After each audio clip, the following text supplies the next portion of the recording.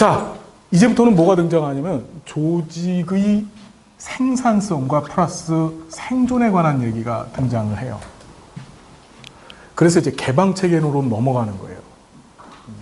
그러니까 첫 번째 등장하는 것이 이제 상황이론이라는 게 있습니다. 상황이론. 무슨 이론? 상황이론이란 건 뭐냐면 이런 거죠. 이게 이제 미국에서 그 오일 쇼크 터지고 미국이란 나라가 이 1960년대에서부터 70년대에 망가지기 시작해요. 오일 쇼크가 터지고 베트남 전쟁에서 지죠. 미국은 전쟁 나가고서 져본 일이 딱 한 번 있어요. 그게 베트남 전쟁 진 거예요. 전 세계 모든 전쟁을 다 이겼습니다. 우리나라 한국 전쟁도 미국이 졌다라고 얘기하지 않아요. 휴전 상태죠. 그러니까 전쟁에서 반드시 이기는 나라인데, 그렇죠. 예, 그런데 전쟁에서 졌어요. 그것도 그 베트남의 그 원시인들이라고 생각했던, 미개족 속이라고 생각했던 그런 지질이 못 살고 지질이 가난했던 그 사람들한테 졌단 말이에요. 그러니까 이 베트남 전쟁을 기점으로 해갖고 미국 사람들이 그 뭐라고 하나요? 자기 정체성이 다 깨집니다. 미국인들이. 뭐 베레벨 현상들이 다 생기죠. 막 히피족이라고 해갖고 집절 다 떠나서 그냥 대충대충 살다 죽자 이런 나는 자연인이다들이 막 생겨나고, 이해되시죠? 그리고 또 말씀드린 것처럼 오일 쇼크를 겪으면서 이제 빈부격차가 심해진 거예요. 오일 쇼크를 겪으면서 이제 자산을 갖고 있는 사람들은 이 자산을 조금 갖고 있는 사람들은 어떻게 그 자산을 팔아가지고서 오일 쇼크 때 생존을 해야 됐단 말이야. 근데 부자들은 어떻게 됐어? 그 싸게 나온 자산들을 막 빨아들인 거야. 우리나라가 IMF 때 그런 일을 했어요. 지금 대기업들 뭐 아시겠지만은 저 삼성전자 이런 회사들이 확 큰 이유가 뭐지? 현대자동차가 큰 이유가 뭐야? IMF 때 기아자동차를 샀죠. 아주 똥값에 샀어요. 헐값에 사가지고 지금 이렇게 현대자동차가 만들어진 거야. 그 다음에 LG에서 LG반도체 그거 다 빅딜이라고 해갖고서 서로 교환해갖고 반도체 회사들 이렇게 해가지고, 그죠? 그런 일들이 벌어진 겁니다. 이해되시죠? 예. 아유, 감사합니다. 아유, 선생님, 고맙습니다. 아유, 감사합니다. 잘 먹겠습니다. 예, 그래서, 그러니까 어떤 정체성이 다 망가졌었을 그 시기에 이제 상황이론이 등장한 거예요. 고전이론, 인간관계이론 다 적용을 해봐도 생산성이 안 올라가더라. 그걸 발견한 겁니다. 그게 상황이론이에요. 모든 것이 혼동되어 있는 상태에서 기존의 방법들을 다 적용해봐도 안 돼요. 그래서 상황이론의 핵심은 뭐냐? 그때그때 달라요. 뭐라고요? 그때그때마다 다른 방법을 사용해서 조직을 망하지 않게 유지시키는 데다 초점을 뒀던 게 상황이론이다. 이해되시죠? 그게 상황이론이 비판받습니다. 비판받은 이유는 뭐냐면 이게 이론으로서의 체계성을 갖고 있을까요? 없을까요? 체계성이 없죠. 체계성이 없습니다. 그러니까 이론이 아니다라고 하는 비판을 받게 되고, 이제 본격적으로 체계이론이라는 게 등장해요. 체계이론이 시험 문제 자주 나오다가 요 근래 안 나오고 있어요. 체계이론. 자, 체계이론 봅니다. 중요합니다. 여기 좀 볼게요. 자, 이 체계이론은 이것도 개방체계이론인데 하센펠트는 이거 개방체계이론으로 구분했죠. 여기 좀 볼게요. 자, 우리 실천론 시간하고 인행사 시간에 체계이론을 공부할 때 사회복지사의 개입의 대상에 따라서 체계를 구분한 것들이 있어요. 어떻게 되냐면은 대상체계라고 들어봤죠? 대상체계가 있고, 그 다음에 하위체계라는 게 있고, 그 다음에 바깥에 상위체계라는 게 있어요. 들어봤어요? 따라해보자. 대상체계, 하위체계, 네, 상위체계. 이게 뭘까? 대상체계라는 거는 이제 사회복지 실천 관점으로 보면은 사회복지사가 실제적으로 개입하는 체계야. 예를 들어서 최씨네 집안이 있는데 이 최씨 집안이 알코올 중독자야, 아버지가. 그렇죠. 그럼 여기에 복지사가 개입을 해야 돼. 그럼 최씨 집안이 뭐가 되는 거지? 대상체계가 되는 거야. 최씨네 가족이. 그걸 대상체계라 그래요. 이해가 되죠? 그리고 이 대상체계 바깥에서 이 대상체계가 서로 상호작용하는 체계를 뭐라 그래? 이거를 상위체계라 그래. 상위체계. 대상 체계와 서로 상호작용하는 체계를 다시 한번 뭐라고 한다고? 상위 체계라 그래요. 그러니까 최신의 가족이 다니는 교회, 최신의 가족이 뭐 다니는 이웃 친구들, 그렇죠, 직장 이런 것들이 전부 뭐다? 상위 체계가 되는 거야. 그 다음에 이 대상 체계 안에 대상 체계를 구성하고 있는 체계들이 있어. 그걸 뭐라고 해? 하위 체계라고 하는 거야. 우리가 보통 가족은 가족의 하위 체계를 미누친이라고 하는 구조주의 가족 치료자가 구분했다는 거 공부했죠. 뭐 어떻게 구분했어? 부부 하위 체계, 부모 하위 체계, 자녀 하위 체계, 형제 하위 체계, 형제 하위 체계, 이게 네 가지를 구분했죠. 우리 실천 기술론 강의 다 녹화해서 올려드렸거든요. 꼭 좀 보셔야 돼요. 예? 가족 치료, 미누친의 구조주의 가족 치료에서 체계 이론적 관점에서 체계를 네 개로 구분하고 그 체계 간의 위계와 경계 문제 때문에 가족 문제가 발생한다. 그래서 그걸 치료하기 위해서 실현이라고 하는 기법, 그렇죠? 가족 재구조화를 하기 위해서 실현이라고 하는 기법, 경계 만들기, 균형 깨트리 같은 방법을 사용한다 그랬죠?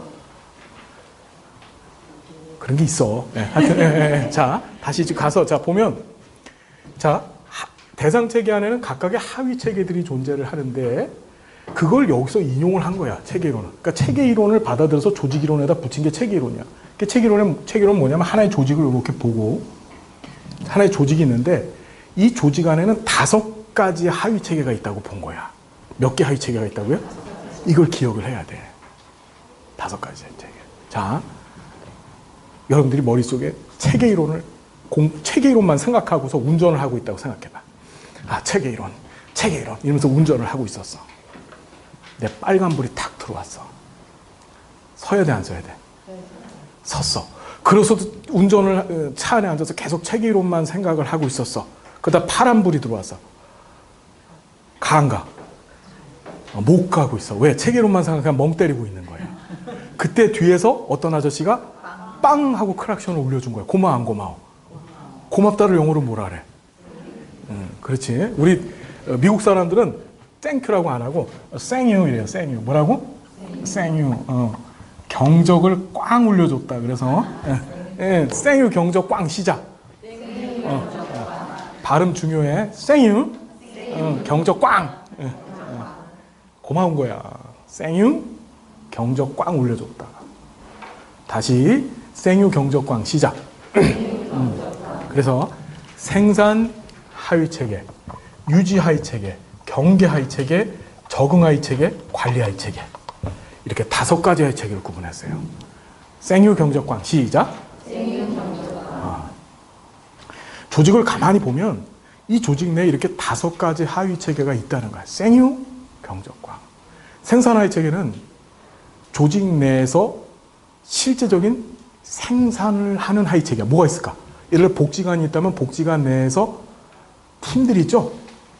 팀들이 있어. 제가 복지팀, 지역사회 서비스팀, 지역사회 보호팀 이렇게 팀들이 있죠. 그렇죠. 그럼 그 팀에서 제공하는 서비스 이해되세요? 그게 무슨 하위체계가 되는 거야? 생산 하위체계가 되는 거야. 그러니까 조직이 실제적으로 만들어내는 무엇인가, 그 만들어내는 무엇인가를 만들어내는 곳이 생산 하위체계야. 이해되시죠? 이해되시죠? 지금 소속이 어디세요? 어떤 거? 자원봉사센터. 그럼 거기 생산 하위 체계는 뭘까요? 자원봉사센터에 우리가 자원봉사활동 기본법에 보면은 지역 자원봉사센터가 하는 일들이 있죠. 그렇죠. 자원봉사자 모집, 교육, 그렇죠? 그렇죠. 예, 그러면 그 모집하고 교육하는 일이 뭐가 되는 거야? 생산 하위 체계가 되는 거야. 이해되죠? 생산 하위 체계. 그 다음에 유지 하위 체계라는 것은 뭐냐면, 자, 조직의 구성원은 직원이야.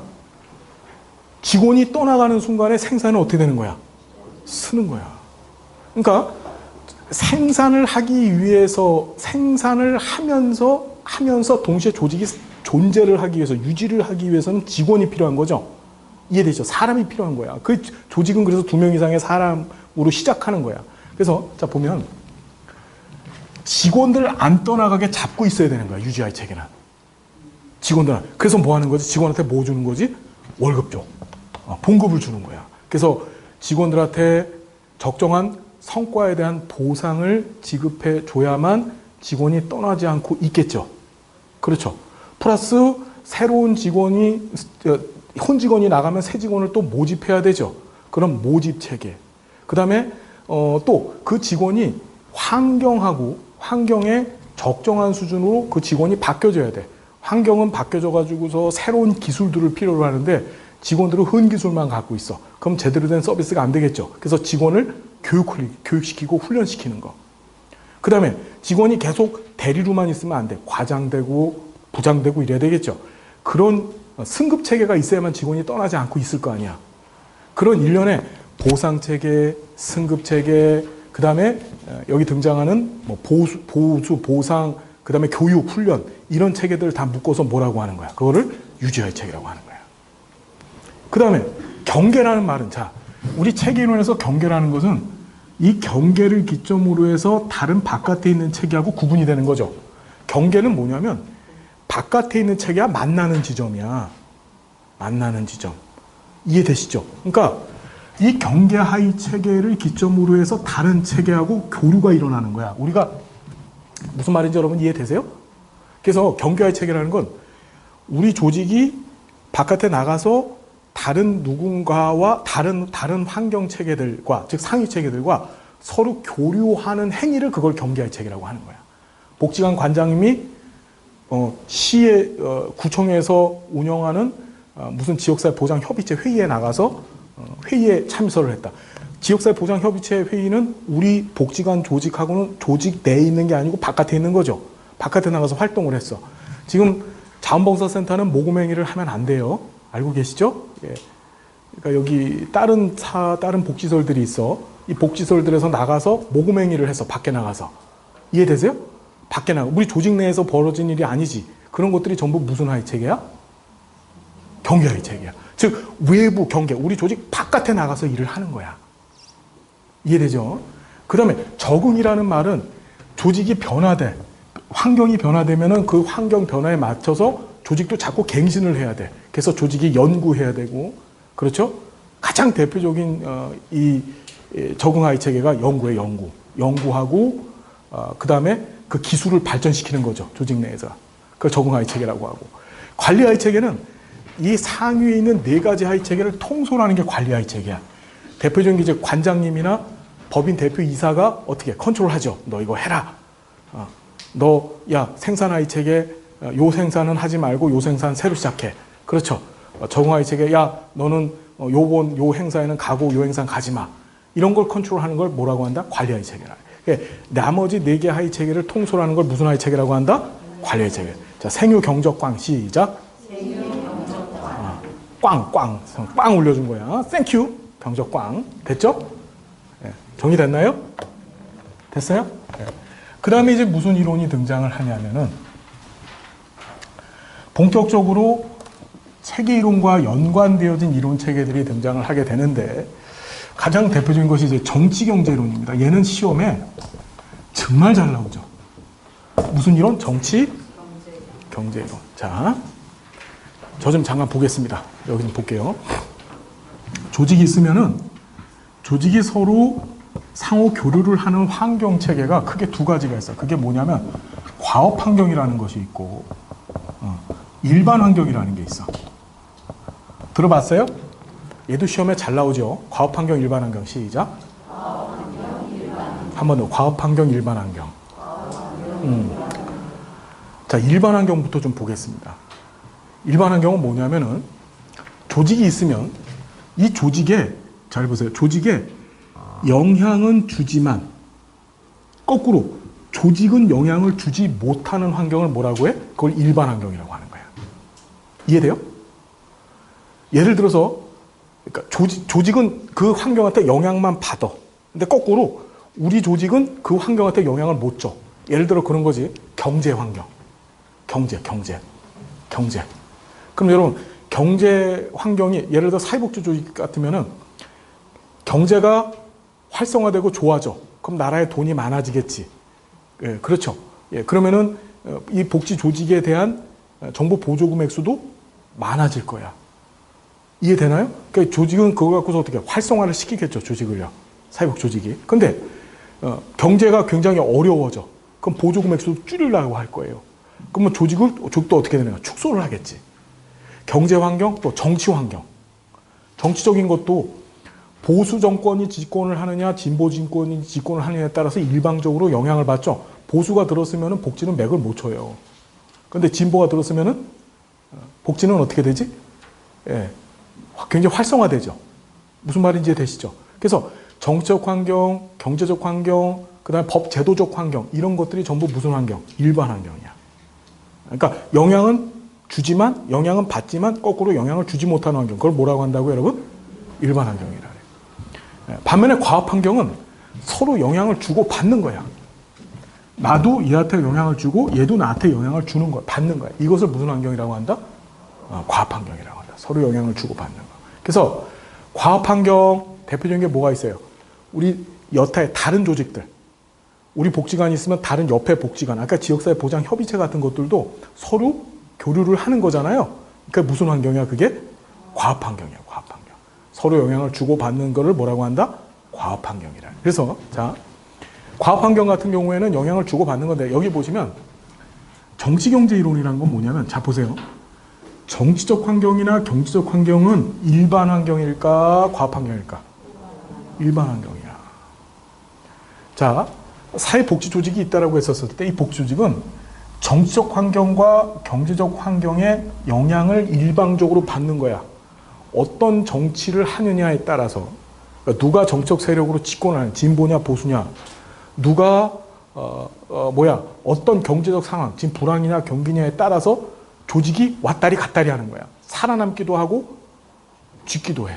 그래서 자 보시면은 이걸 우리가 환경 변수라고 얘기하는데 정치 경제 이론에서는 이런 정치적 환경 변수와 경제적 환경 변수라고 하는 이런 일반 환경에 영향을 받아서 조직이 뭐 할 수 있다? 생존할 수도 있고 없어질 수도 있다라고 보는 거야. 그래서 시험 문제 가장 잘 나오는 질문이 뭐냐면 사회 복지 조직의 특성상 외부 환경에 의존할 수밖에 없는 상황을 가장 잘 설명하는 이론은 그게 뭐야? 정치 경제 이론이야. 시험에 외부 상황 또는 외부 환경 의존 생존 이 말이 나오면 무조건 뭐라고? 정치 경제 이론이야. 외부 상황 의존 그렇죠? 이해되시죠? 무슨 얘기인지 그걸 뭐라고 한다고? 정치 경제 이론. 그걸 가장 잘 설명하는 이론이야. 무슨 말인지 이해되시죠? 자, 두 번째 신제도 이론 또는 제도 이론이라는 게 있어. 이거 지워도 돼요? 신제도 이론 또는 제도 이론이라는 게 있다. 자, 얘를 일반 환경으로 보는 거야. 제도를. 자, 여러분, 저 좀 잠깐 볼게요. 제도라는 것은 뭐지? 제도가 뭐예요? 제도가. 인간들이 만들어 놓은 사회 내에서의 규율이에요. 우린 제도에 맞춰서 살아가죠. 가장 대표적인 제도가 뭐지? 법이야, 법. 그렇죠? 우리가 아까 정치경제 이론 같은 경우에는 환경 변수를 뭐하고 뭘로 본 거야? 정치적 환경하고 경제적 환경이 중요하다고 얘기했는데 얘가 본 환경 변수, 일반 환경의 변수는 대표적인 법입니다, 법. 이해돼요? 법을 준수할 수밖에 없다는 거예요. 그런데 자, 여기 좀 잠깐 보십시오. 조금 이따 책을 같이 볼 거예요. 자, 이 법은 어떻게 돼서 만들어지지? 법이 만들어지는 절차가 뭐야, 과연? 왜 법이 만들어지지? 법이 왜 만들어졌어? 법이 만들어진 이유, 원인이 뭘까요? 사람들이 요구해서 만들어지는 거야. 이런 게 필요하다라고 많은 사람들이 원하니까 그것이 근거가 돼서 법을 만드는 거죠. 우리 독거노인들이 독거노인이 아니라 송파 세모녀 자살 사건 알잖아. 그렇죠. 세모녀가 자살을 했어. 그랬더니 그 세모녀를 그런 사건이 다시는 없게 하자 해서 사회보장급여 이용 제공 수권자 발굴에 관한 법률이 새로 만들어지고 국민기초생활보장법이 개정이 되어지고 그 다음에 긴급복지지원법이 또 개정이 됐어요. 법이 만들어지는 가장 근본적인 이유는 사람들의 요구인데 그 요구를 우리는 여론이라고 하는 거야. 뭐라고 한다고요? 그래서 자 보시면 신제도 이론의 핵심은 여론과 법. 다시 뭐하고 뭐? 여론과 법이 일반 환경이 돼서 조직은 이 여론과 법의 영향을 받을 수밖에 없다는 거야. 우리 장교양 기관들 여기 계신 분들 계세요? 장교양 기관하고 관련되어 있는 분들?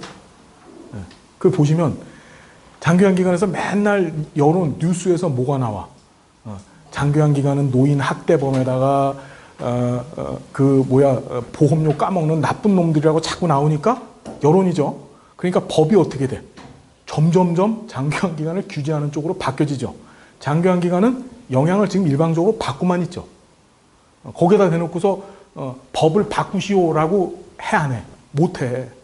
그러니까 그 법제도라는 것도 대표적인 일반 환경인데 그 법제도 여론에 의해서 일방적으로 영향을 받을 수밖에 없다는 것이 바로 뭐다? 신제도 이론입니다. 어렵지 않죠? 그러니까 신제도 이론 시험 문제 나오면은 뭐 생각해야 돼? 여론, 법, 그게 일반 환경이다. 어렵지 않죠? 객관식 시험 문제는 키워드만 잡으면 다 풀 수 있는 거예요. 자, 세 번째. 여기 좀 봅시다. 세 번째. 뭐가 등장을 하냐면은 조직 군 생태 이론이라는 게 등장해요. 다시 뭐가 등장했다고요? 조직 군 생태 이론. 자, 이게 뭐냐면 이런 거야. 전 볼게요. 이 군이라는 게 무리군자입니다. 무리군. 그러니까 이 조직군 생태 이론은 굉장히 환경 결정론적 시각을 갖고 있다라고 얘기하는데 환경이 변화됨에 따라서 같은 업종의 같은 직무를 수행하는 조직들의 조직 덩어리들이 다 바뀌어버린다는 거예요. 그냥 통째로. 무슨 얘기인지 돼요? 그러니까 예를 들어 이런 거지. 이것도 일반 환경 영향인데 인구 사회학적 환경. 인구. 이것도 대표적인 일반 환경입니다. 사회복지 조직이 날뛴다고 해가지고 인구, 노령 인구를 줄어들이고 청장년 인구를 늘리고 이런 게 안 되죠. 인구도 대표적인 무슨 환경? 일반 환경이야. 자, 일반 환경인 인구 같은데 영향을 받다 보니까 지금 어떤 일이 벌어지냐면 노령화가 되어지는 우리나라에서 사회복지 조직들이 옛날에 어린이집 유치원 하시던 분들이 전부 지금 뭐 하고 있지? 전부 노인복지소를 하고 있어. 전부 요양을 하고 있어. 되게 재밌어요. 어린이집 원장님 하시던 분들이 다 내려놓으시고 전부 뭐 하고 계셔? 요양을 하고 계십니다. 열심히. 그게 뭐예요? 그걸 설명하는 게 바로 조직군 생태 이론이야. 그래서 조직군 생태 이론이 시험에 나올 때는 자, 분석의 대상이 뭐냐? 분석 단위라고 얘기하는데 우리 분석 단위 들어봤지요? 분석 단위가 조직군, 즉 집단이라는 거야. 집단. 하나의 조직을 얘기하는 것이 아니라 조직의 덩어리 전체가 다 어떻게 된다? 한꺼번에 변화되어진다. 뭐에 따라서? 일반 환경에 의해서. 대표적인 여기서 다루는 일반 환경이 인구사회학적 환경이에요. 무슨 얘기인지 지금 감 잡으시고 좀 이따 교재 보면서 하나하나 다시 말씀드릴게요. 됐나요? 자, 요 정도가 1970년대 중반 정도까지 막 설왕설랑 했던 조직 이론들이었었어요. 그런데 이제 70년대 중반을 거치면서 현대 조직 이론이라고 하는 아주 획기적인 이론 체계들이 등장을 하게 됩니다. 그 대표적인 게 바로 MBO예요. MBO. 들어봤어요? MBO? Management by Objectives. 그래서 이걸 우리말로 쓰면 목표, 이게 목표란 뜻이고 by는 뭐뭐에 의해서란 뜻이죠. Management라는 건 관리야. 그래서 목표 관리 이론이라고 합니다. 다시 뭐라고요? 목표 관리 이론. MBO가 다시 뭐라고? 목표 관리 이론이라고 합니다. 이걸 누가 만들었냐? 피터 드러커라고 하는 사람이 봤나요? 피터 드러커? 피터 드러커를 몰라요? 예? 아주 유명한 미래 경영학자 있잖아요. 미래 경영학자. 피터 드러커 책도 우리나라에 굉장히 많이 소개됐는데 예. 여러분 시간 나시면 가끔 책도 좀 보시고 이제 이 사람은 이렇게 얘기해. 자, 여기서 우리 키워드만 좀 잡아보자고요. 이 MBO의 가장 핵심은 단기 목표라는 거야. 조직이 단기 목표를 세워. 이 단기라는 건 짧은 시간 안에 달성할 수 있는 거야. 보통 6개월, 한 1년 안에 달성을 하는 거야. 그런 단기적인 목표를 세우고 조직 구성원 전체가 조직 구성원 전체가 다 이 목표에 올인해 버리는 거야. 여러분, 목표는 장기적인 목표가 좋은 게 아닙니다. 왜 그러냐면은 단기적으로 목표를 세워놓고 그 목표를 성취했었을 때 발생하는 그 성취감을 가지고서 또 다른 더 큰 목표를 달성할 수 있는 거거든요. 무슨 얘기인지 알겠죠? 그래서 목표는 굉장히 단기적으로 설정하는 것이 사실은 좋아요. 그래서 단기 목표를 설정해 놓고 그 목표를 설정하기 위해서 조직 구성원 전체 참여. 그래서 어떻게? 조직의 혁신을 이뤄내는 거야. 우리나라에서 어떤 일이 있었냐면은 옛날에 대우전자라고 있었어요. 아세요? 김우중 씨라고 하는 대우그룹 회장님이 계셨었죠. 그때 그 대우전자가 우리나라 이제 가전 3사라고 해서 그 당시에 대우, 그 다음에 럭키금성이었었지, LG가 아니고. 이제 IMF 터지기 전이었었어요. 럭키금성이 있었었고, 그 다음에 삼성이 있었었어. 백색가전이라고 해서 냉장고, 뭐 텔레비전 이런 거를 이제 이 세 회사들이 만들어서 팔았거든요. 근데 이 대우가 항상 꼴찌였었어. 맨날 LG하고 삼성하고 둘이서 1등, 2등 번갈아 가면서 하고 대우가 항상 꼴찌였었단 말이에요. 그래서 이때 김우중 씨가 뭐랬냐면 탱크주의라는 걸 내셨습니다. 탱크. 들어봤죠? 막 텔레비전 광고 엄청 때렸었잖아. 탱크. 참 무섭죠, 탱크. 예. 이게 우리말로 번역하면 전차인데. 예. 대우, 그 당시에 사람들의 인식이 뭐였냐면, 대우전자 제품은 1년만 쓰면 고장나.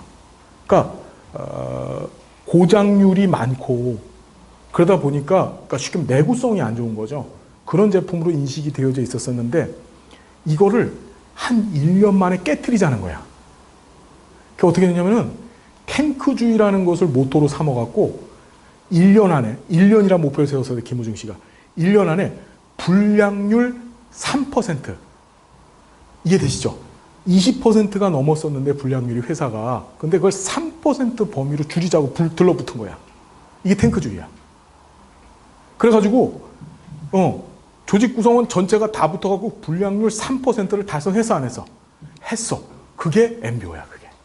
그러니까 이 MBO의 핵심 키워드는 뭐냐면은 단기 목표를 조직이 설정하고 그 목표를 설정하는데 조직 구성원 전체 참여가 있어야 돼. 그 다음에 그 목표를 달성하는데도 조직 구성원 전체 참여가 있는 거야.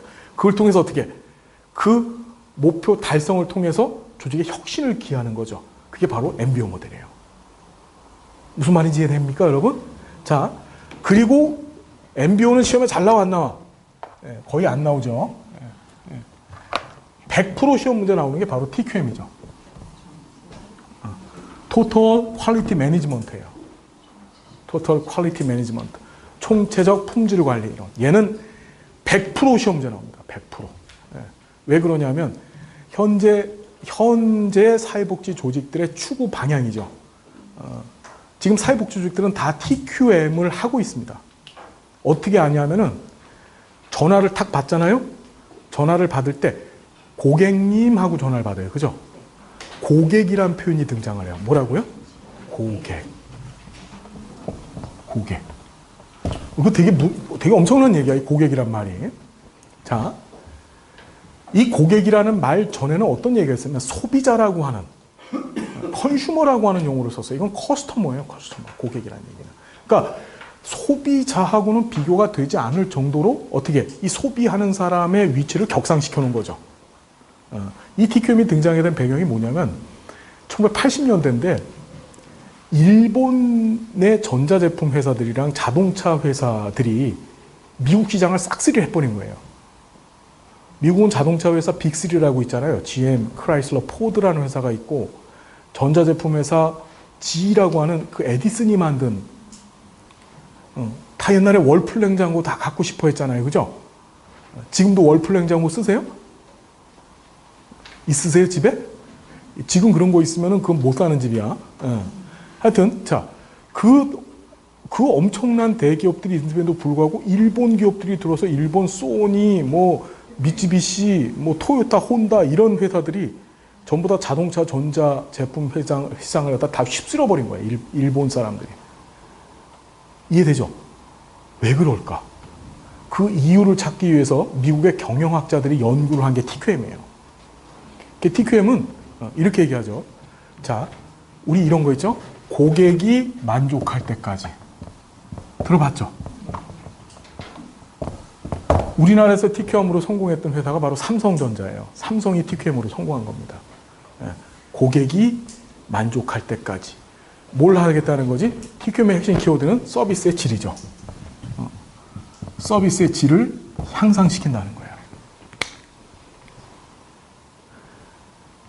자, 이런 거죠. TQM에서 제일 중요한 용어 중에 하나가 고객이 만족할 때까지. 고객이라고 하는 표현을 쓰면 그다음부터 TQM이 되는 거야. 그리고 서비스 품질에 대한 최종 판정자는 누구다? 고객이야. 고객이야. 시험에 나왔던 게 17회 시험이죠. 이 TQM에 있어서 초기 때, 그러니까 TQM 모델로 조직을 혁신시키기 위해서 초기 때는 조직 관리자, 조직의 우두머리의 역할이 굉장히 중요해요. 왜냐하면 TQM은 이런 거지. 가만히 보면 이런 거야.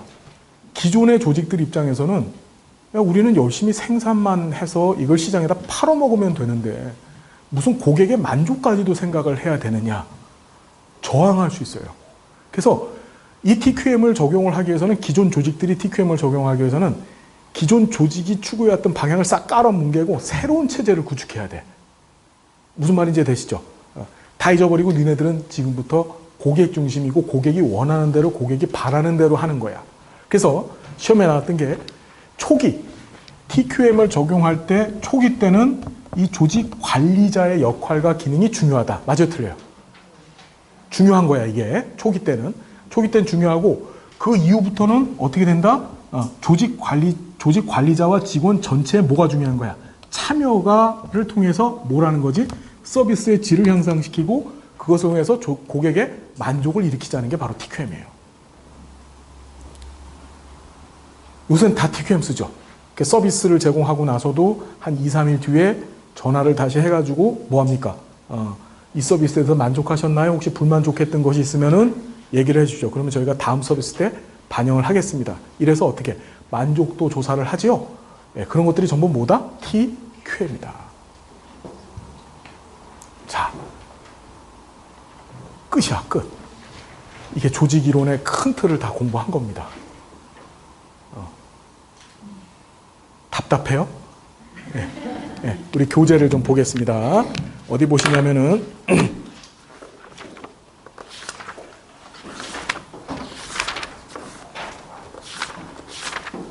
180페이지 좀 펴볼게요. 180페이지가 아니라 170페이지. 사회복지 행정 개념 보이시죠? 10회 때 시험 문제 나왔습니다. 사회복지 정책을 사회복지 서비스로 전환시키는 조직의 일련의 활동 또는 과정. 자, 사회복지 행정의 개념 뭔지 섰죠, 여러분? 됐나요? 그래서 정책이 조직 활동을 통해서 서비스로 바뀌어지는 거고 이 조직 활동을 우리가 포스트 코르베라고 얘기를 했었었죠. 그렇죠? 네. 밑에 보시면은 경영학, 행정학, 사회복지 행정학을 비교를 해놨는데 뭐 별로 중요한 얘기 아니고 사회복지 행정의 필요성도 그냥 읽어보십시오. 자, 사회복지 행정의 조직관리자 가치 나와 있죠. 가치 또는 이념이라고 얘기하는데 네 가지다. 효과성, 효율성, 형평성, 접근성. 중요합니까? 안 중요합니까? 중요하다. 그 중에서 효과성, 효율성은 뭐다? 선별적. 그 다음 효과성, 형평성, 접근성은 보편성이다. 중요하다. 그래서 각각의 이념들이 어떤 의미를 갖고 있는지도 봐야 되고, 자, 사회복지 행정하고 일반 행정을 비교를 해놨는데, 그냥 보시고, 행정의 특징들, 인본주의적. 이건 100% 시험에 나오는 겁니다. 100%. 사회복지 행정의 특징. 공동생산. 그래서 클라이언트는 서비스 생산 과정에 참여해서 영향을 미친다. 이에 대해서 무슨 얘기인지? 그러니까, 저 좀 잠깐 볼게요. 사회복지 조직이 생산해내는 서비스는 일반 무슨 그 공장에서 만들어내는 물건이 아니고 우리는 클라이언트하고 뭐 해야 되는 거지? 상호작용을 통해서 클라이언트의 만족을 향상시키는 방향으로 서비스를 제공하는 거죠. 그러니까 클라이언트하고의 대면적 접촉이 없으면 서비스가 이루어져 안 이루어져? 안 이루어지기 때문에 우리는 co-product, 즉 공동생산이라고 얘기하는 거예요. 우리 서비스를. 저 자동차 공장에서는 소비자하고 접촉 없어도 됩니다. 공장에서 그냥 만들어서 영업사원이 갖다 팔면 돼요, 그냥. 근데 우리가 제공하는 서비스는 클라이언트를 만나야지만, 그래서 서로 상호작용해야지만 서비스가 만들어지는 거죠. 우리 혼자서 벽을 보고서 면접을 해, 벽 보고서. 이러면 서비스가 돼, 안 돼? 안 된단 말이야. 그래서 코프로덕트라고 얘기하는 거예요. 시험에 나왔고요. 그 다음에 환경에 의존한다는 거, 욕구 충족 쭉 보시고, 지역사회에 기반한다는 거, 성과평가 어렵다는 거 나와 있죠. 성과평가, 그죠? 그러니까 2% 뭐한다? 부족하다. 그러니까 전문가한테 의존할 수밖에 없다. 어떻게 행정 전문가한테 의존한다. 그게 바로 우리 사회복사를 얘기하는 거죠. 전인적, 관적, 간접적 실천. 요것도 시험에 나왔습니다. 뭐라고요? 간접적 실천이다. 간접적 실천이 뭐고 직접적 실천이 뭐예요? 간접적 개입, 직접적 개입해서 배웠잖아. 이것도. 예. 까마귀 고기를 먹었나 봐. 예. 자, 여기 봅시다. 이런 거야. 직접적 실천이라는 것은 대면 관계에서 벌어지는 거를 직접적 실천이라고 해. 클라이언트하고 마주 보고서. 간접적 실천이라고 하는 것은 클라이언트 환경 체계 내에 개입하는 거야. 환경 체계 내. 무슨 말인지 이해가 되시죠? 조직론적 관점에서 보면은 사회복지 조직이라고 하는 것으로 본 거야, 지금 얘기가. 그래서 조직은 조직 안에 사회복지사가 클라이언트하고 대면하는 거지, 그죠? 그렇죠? 조직이 클라이언트하고 대면하는 게 아니잖아. 그래서 간접적 실천으로 보는 거예요, 사회복지 행정을. 예, 보시고, 간접적 실천이라는 거 기억하십시오. 지속적 선택, 나머지 보시고, 포스트 코르베 배웠죠? 예. 이게 지금 16회, 17회 때, 작년에도 나왔어. 포스트 코르베가. 그래서 조직화의 의미가 뭔지, 그 다음에 인사, 모집, 선발, 임명 또는 임용이라고 하죠. 요게 시험 문제 나왔는데, 이제는 지시, 조정, 보고, 재정, 평가까지도 다 기억을 좀 해 두셨으면 좋겠다. 됐나요? 됐죠? 자, 이제 미국 역사 잠깐 보겠습니다. 행정 역사는 시험 문제 나올 때 미국 역사하고 우리나라 역사만 나와요. 그래서 미국 역사 1865년에 남북전쟁 끝나고 나서 이제 경제대공황이 터진 거야, 또. 그리고 나서 공업화가 가속되고 인구 도시 집중. 남북전쟁 끝나니까 흑인들이 전부 어떻게 돼? 예, 도시로 왔죠. 그러니까 미국은 남부가 농사 짓는 곳이야. 그 다음에 북부는 5대5를 중심으로 해서 이 공업지역입니다. 그러니까 남부에서 농사 짓는데 노동력을 제공했던 그 흑인들이 어떻게 남북전쟁 끝나고 나서 전부 북부로 몰려드는 거야. 이해되죠? 도시의 인구가 바글바글해집니다. 그래 놓고서 뭐 이민도 폭 이렇게 다양한 사회 문제가 발생했고, 자, 그러다 보니까 이제 이 미국도 기독교 국가죠. 그래서 우리 앞에서 공부하셨던 인도주의 때문에 뭐가 생긴 거야? 자선단체 난립했어. 중복구제 일어난 거야. 그럼 뭐가 등장해야 돼? COS 등장해야 되겠지. 그래서 미국판 COS가 몇 년도? 1877년이야. 왜 77년이지?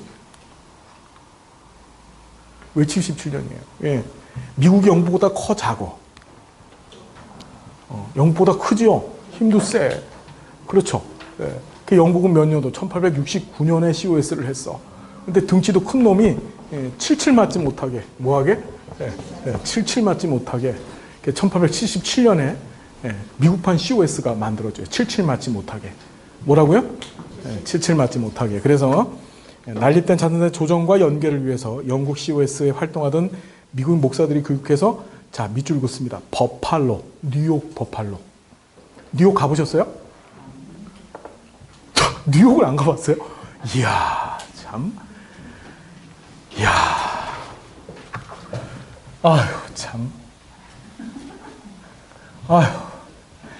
저도 올해 4월 달에 갔다고요, 안 갔다고요? 그러니까 저도 안 갔다고요. 왜? 그래서 뉴욕이란 나라는 미국이 이렇게 생겼잖아요. 그럼 이제 여기 동북부 쪽에 뉴욕, 워싱턴, 보스턴이라고 하는 이 세 도시가 쫄로리 붙어 있습니다. 그리고 여기가 5대5죠, 이렇게. 5대5라고 해서 5개 호수, 이리호, 슈피리오호, 그 다음에 미시건호, 뭐 이렇게 해서 5개 호수가 붙어 있어요. 여기 공업이 되게 발달해 있고, 이 생산해낸 걸 갖고 이 뉴욕 항에다 팔아먹는 거야. 그리고 그 부잣집 자녀들 있잖아요. 그러니까 부자들이 많을 거 아니야. 걔네들이 보스턴에서 공부하는 거야. 아이비리그 학교들이 다 보스턴에 붙어 있잖아요. 하버드, 뭐, 아이비리그 학교가 뭔지는 아시죠? 잡초? 아이비가 뭐예요, 아이비가? 이게 담쟁이 덩쿨을 얘기하는 거예요, 담쟁이 덩쿨. 그래서, 그러니까, 예? 이게 뭐냐면, 아이비리그 학교들의 공통점이 뭐냐면은, 학교의 메인 스테디움, 그러니까 학교 무슨 총장실 건물 있잖아요. 거기에 벽에 담쟁이 덩쿨들이 이렇게 올라타 있는 거야. 우리나라도 저 연세대학교에도 그런 짓을 해놨거든요. 그러니까 흉내낸 거야. 난 거기 다니면서도 그게 더러워갖고, 진짜 꼭 자르고 싶은데, 예. 벽을 그냥 담쟁이들이 이렇게 올라타가지고 그냥, 그래서 아이비리그예요. 그래서. 리그라는 건 자기들만의 모임을 리그라고 하는 거죠. 그래서 아이비리그 학교가 7개가 있어. 뭐예요, 여러분? 그렇지, 예일. 또. 예? 컬럼비아, 맞아. 잘하시네. 하버드, 프린스턴, 다트머스. 다트머스로 들어봤어요? 우리나라 IBRD, 세계은행 총재가 우리나라 사람 김용씨라고 하는 사람이 총재죠. 그 사람이 다트머스 대학교 총장 출신이에요. 아주 경영학으로 유명한 학교죠. 다트머스가. 뭐가 대화가 돼야지 뭔 얘기를 그냥 다 두 개가 생각이 안 나네. 서울대요? 에이, 순위권에도 못 들고 하여튼 예일, 프린스턴, 컬럼비아, 아니야, 그건 주립대학교야. 펜실베니아 주립대학교야. 수준에 못 드는 거고 얘는 전부 사립대학교들이야. 아이비리그는요. 예. 뭐 여하튼지 간에 그건 시험에 안 나오니까. 그래서 유학을 보내면 일로 가야 되는 거지, 애들이 다. 예. 돈은 무진장 들지. 예. 집을 다 팔아서 보내주시면 좋아요. 그래서 미국의 부자들은 다 여기 몰려있는 거예요. 근데 이제 남북전쟁 끝나고 경제공황 터지고 이러면서 밑에 흑인들이 살았거든요. 애틀랜타. 우리 코카콜라 본사가 있죠? 예. 남쪽이 졌잖아요. 여기는 농사만 져. 따뜻해가지고 면화, 밀, 옥수수, 그 다음에 밑에 시카고가 있는데 여기서 소 키우고 이러는 거 한다고요. 전부 먹고 사는 거하고만 여긴 공업단지고. 공업, 상업. 그러니까 흑인들이 농사 지려면 사람들 이손이 많이 필요하잖아. 그러니까 여기 있는 사람들이 다 풀려나간 거야. 흑인들이. 풀려나가서 다 일로 갔어. 일로 가면서 여기 황폐화가 돼버렸지. 미국은 남부 사람들을 되게 무시하죠. 남쪽에서 온 사람들을 되게 무시합니다. 조지 부시라고 미국 대통령 있었었죠. 아버지도 대통령, 아들도 대통령이었죠. 걔네들이 시카고 사람들이야. 말하는 것도 좀 죄송합니다. 좀 어버리 좀 하고 되게 무시를 당했어요. 대통령으로서 전쟁이나 해대고 맨날 그런데 무시. 남부 사람들은 좀 이렇게 우습게 보는 게 있어요. 저도 미국에서 한참 살다가 오지 않았는데 하여튼 그런 일이 있었고 그래서 뉴욕 버팔로 뉴욕이라는 게 여기 붙어 있는데 아주 도심 지역인데 아주 경제가 발달했죠. 근데 이쪽에 빈민들이 많이 늘어나다 보니까 여기에 최초로 뭐가 생긴 거야? COS가 들어온 거예요. 그게 몇 년도? 1877년도야. 기억하시죠? 시험에 나왔어요. 자, 코이트, 그 다음에 요거 기억, 89년에 아담스가, 이름이 뭐라고요? 시카고에다가 뭘 만들었다? 헐하우스. 그녀의 집을 만든 거야. 여기서 그녀는 HER인데 여기도 HULL이야. 헐하우스. 그녀의 집을 만들었어. 아시겠죠? 자, 그 다음에 쭉 보시고 14년에 사회사업 교육과과정에 최초로 사회복지 행정 등장했다는 것도 시험에 나왔어요. 이때 시험에 나올 때는 1910년도에 처음으로 교육과과정에 사회복지 행정학이 등장했다는 게 나왔습니다. 자, 23년 보시고 29년에 여러분 밀포드 회의라는 거 우리 계속 들었죠? 우리 어떻게 공부했냐면 밀포드 회의에서 개인가족 그 다음에 지역사회라고 하는 세 가지 사회복지 실천 객체를 구분했다는 거 공부하셨었습니다. 기억나죠? 그 다음에 쭉 보시고 1929년에 경제공황이 터진 거야. 기억나시죠? 이게 이제 미국한테 상당히 큰 어려움이었었는데 갑작스러운 빈민 실업자가 발생했고 문제 해결을 위해서 정부가 직접적인 개입을 한 거죠. 됐죠? 이해되시죠? 그래서 시장 체제 내에 정부가 개입을 하게 된 사건이 경제 대공황이라는 거 기억하시죠? 그래서 미국에서 경제 대공황 때문에 뉴딜 정책을 하게 됐고 1935년에 사회보장법이 만들어졌다는 거 기억하실 거예요. 자, 그래서 1935년 사회보장법은 정책론에서도 나오고 행정론에서도 시험 문제 이렇게 나옵니다. 그래서 미국의 사회보장법은 공공부조제도 위주로 갔다 그랬죠.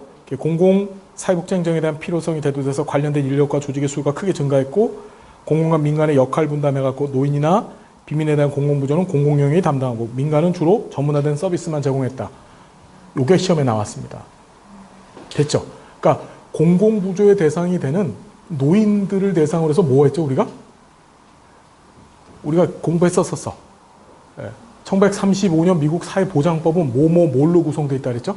첫 번째 노령연금, 두 번째 실업급여, 세 번째 공공부조. 이거 시험이 얼마나 잘 나오는 건데 다시 뭘로 구성되어 있다고? 노령연금, 공공부조. 배웠잖아요, 우리. 그래서 그 중에서 노인을 대상으로 한 것하고 공공부조는 공공이 하고 민간들은 그냥 서비스만 제공했다는 거. 52년에 미국 사회복지교육협의회 대학교육국까지 이런 거 그냥 보시고요. 60년대가 정책인데 이거 좀 잠깐 볼게요. 60년대 흑인운동, 반전운동, 복지권운동 등 다양한 형태의 민주화운동이 일어났고 존슨 정부 아시죠? 존슨 정부 들어봤어요? 존슨? 처음 들어봐요? 오늘 지역사회 복지론을 하면서 또 들어볼 건데 저 잠깐 얘기 들어봅시다. 케네디 아시죠? 케네디. 케네디가 시카고에서 암살을 당해요. 미러키에서 암살을 당하죠. 아세요 그 얘기?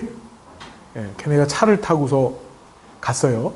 자신의 아내 이름이 뭐였죠? 예? 케네디 아내 이름이 뭐예요?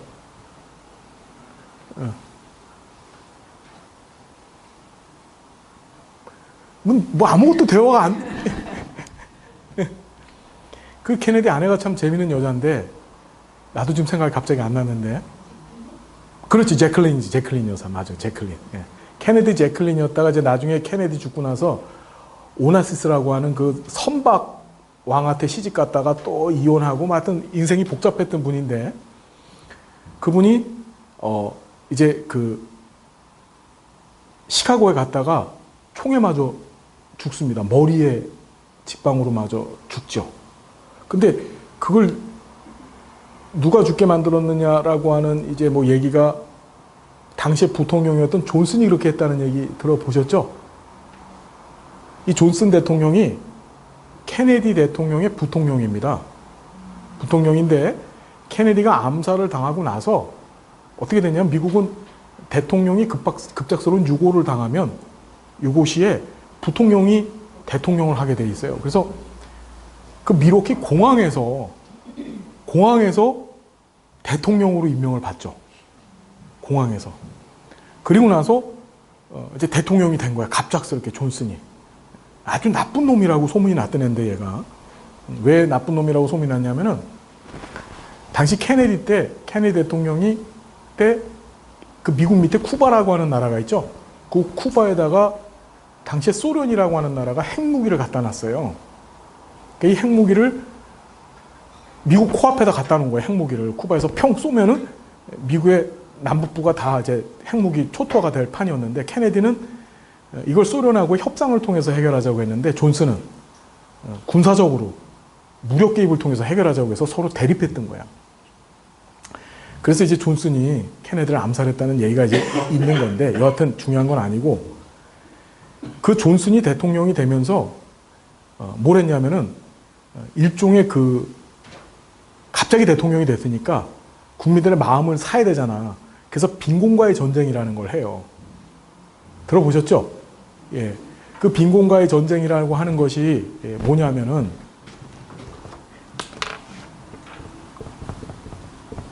이 존슨 행정부 때 이 빈곤과의 전쟁을 하게 되는데 이 빈곤과의 전쟁의 핵심은 이런 거죠. 풍요 속의 빈곤이라는 얘기 들어보셨죠?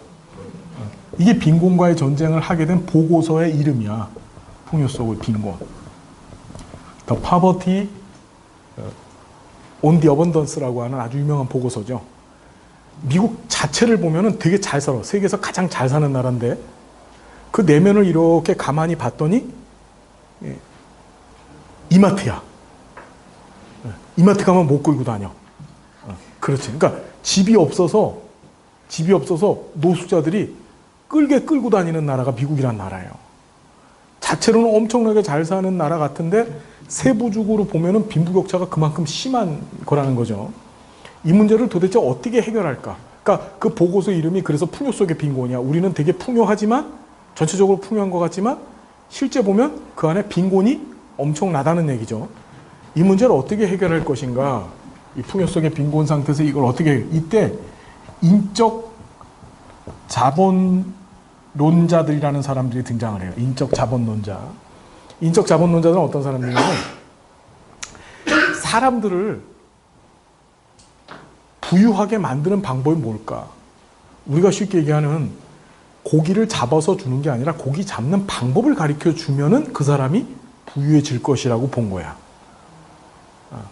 그래서 우리 정책론에서 공부하셨던 기회평등, 즉 교육 사업에 투자를 해요. 뭐에 투자했다고? 교육에다가. 그게 바로 헤드 스타트 무브먼트죠. 헤드 스타트. 머리부터 시작하잖아요. 머리부터. 그러니까 빈곤 가정 애들을 대상으로 해서 무상교육을 하고 미국 교육비가 엄청납니다. 근데 그 가난한 애들 대상으로 해서 무상교육을 하고 그 다음에 직업보도 프로그램을 한 거예요. 근데 이게 성공했어요? 실패했어요? 그러니까 머리부터 시작하는 거야. 머리부터. 공부부터 시키겠다는 거야. 실패해서 성공했어. 아니 하루 밥 벌어먹기도 살기 어려운 사람들한테 너 학교 공짜로 보내줄게 라고 하면은 학교 가서 공부해요? 나가서 일을 해야지 밥을 먹고 살 거 아니야. 그게 됐다 안 됐다? 안 돼. 실패했어요. 헤드 스타트 운동이 실패했습니다. 이게 실패하면서 근본적으로 공공부, 그러니까 이 존슨 정부 때 추구해 왔던 정책 기조가 다 깨져버린 거야. 빈곤과의 전쟁이 실패한 거야. 그러니까 이해가 되죠? 그러니까 헤드 스타트도 하면서 먹을 것도 좀 줬었어야 되는데 그게 아니고 그냥 공부만 하라고 시키니까 그게 돼 안 돼? 안 되잖아. 그러니까 실패했어요. 그래서 자 보니까 자 볼게요. 사회복지 조직 활동의 효율성과 효과성에 대한 비판이 제기됐고, 자 밑줄 긋습니다. 사회복지 행정의 발달 역시 위축되어졌다. 자 시험은 어떻게 나왔냐면은 1960년대 들어서 사회복지 조직의 활동은 활성화되어졌다. 왜냐하면 60년대 빈곤과의 전쟁을 했기 때문에 그것 때문에 활성화됐다라고 우리는 생각할 수 있잖아요. 그죠? 근데 그게 아니고 빈곤과의 전쟁이 실패를 했기 때문에 사회복지 행정이 위축되어졌다가 답이야. 아시겠죠? 빈곤과의 전쟁이 실패를 했기 때문에. 됐습니까, 여러분? 네. 자, 주요 사건들 보시고요. 황리기 70년대, 80년대, 81년에 레이건이가 대통령이 되죠. 도널드 레이건. 그렇죠? 예. 원래 뭐 하던 사람이 이 사람이? 영화 배우였죠. 그렇죠. 우리 선생님 닮았어요. 김 선생님 닮으신 것 같아요. 레이건. 예. 예. 아니다. 우리 PD 선생님 닮으신 것 같아요. 레이건. 예? 뭐라고요? 별 말씀을 하시. 예.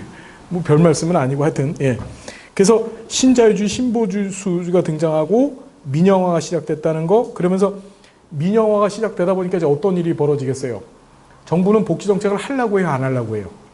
안 하려고 했던 때였었어요. 그러다 보니까 사회복지 조직에서 재원 조달의 문제와 책임성의 문제가 등장했다. 이해되시죠?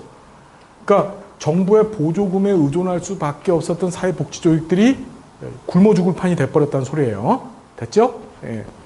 그 정도 보시고 나머지는 여러분들이 보시면 됩니다. 행정의 우리나라 역사. 제가 지금 밴드에다가 계속해서 오늘의 수행 과제 해놓고서 실천론에 있는 사회복지 역사를 공부하라고 계속 말씀을 드리고 있는데 보고 계시죠? 예.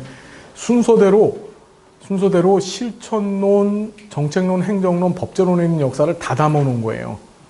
그거를 꼭 보셔야 됩니다. 반복해서 여러분 걸로 만드셔야 돼요. 그 내용 중에서 시험에 나왔던 것들만 정리를 해놓은 겁니다. 지금 교재에 있는 게. 아시겠죠?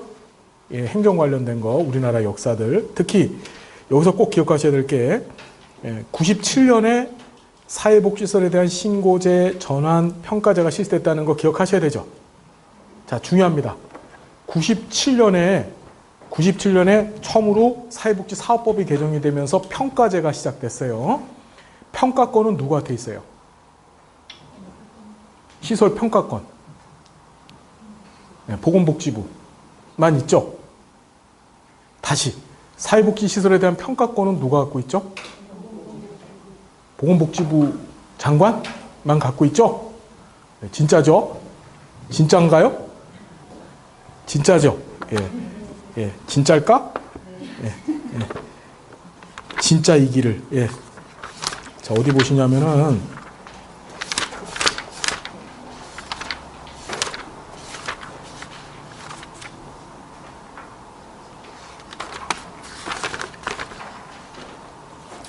자, 363페이지 펴봅니다. 세 번째 책.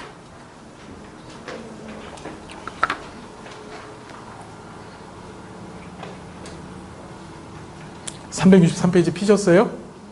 거기 보시면 43조 2 나와 있죠. 이게 97년도에 생긴 건데 복지부 장관하고 시도지사는 누구하고 누구는? 자, 시설을 정기적으로 평가한다. 자, 평가권 누구하고 누구한테 있어? 복지부 장관하고 시도지사 갖고 있는 거예요. 평가권은.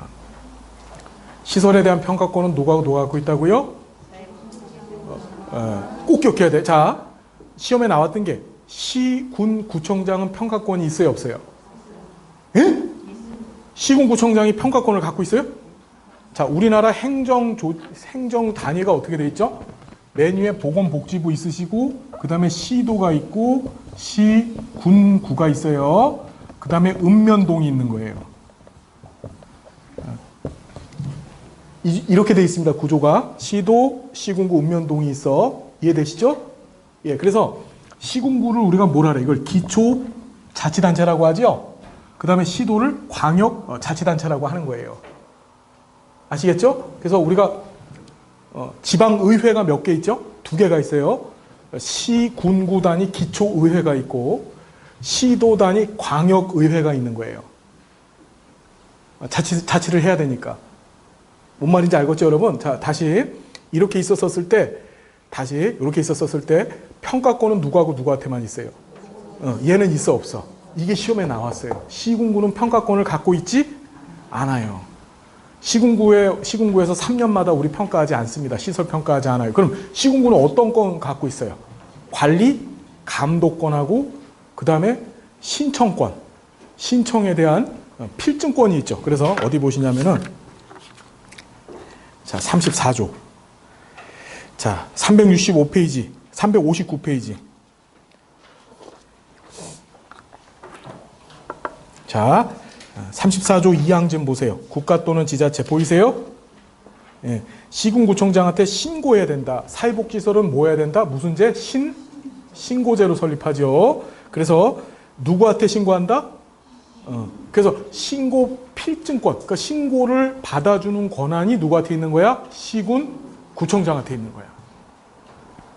평가권은 없어요. 아시겠죠? 그 다음에 자, 어딜 보시냐면은 밑에 34조 4를 보니까 시설 안전점검 나와 있죠. 시설의 장은 정기 또는 수시 점검을 한 후에 결과를 누구한테 제출한다? 시군구. 안전점검, 즉 관리와 관련된 상황들도 전부 누가 관리해? 시군구에서 하는 거예요.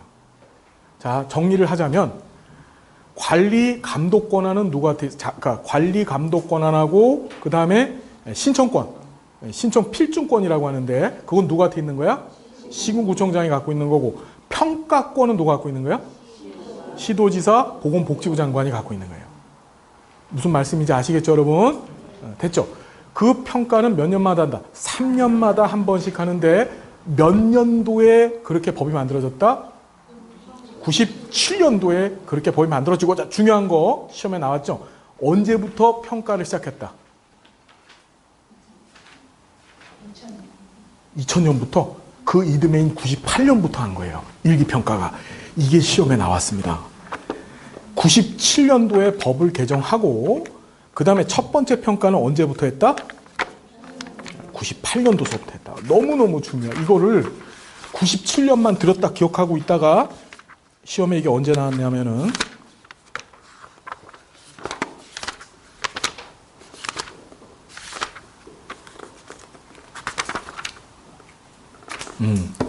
16회 때 나왔죠. 16회 때. 우리 272페이지 펴봅니다. 3권.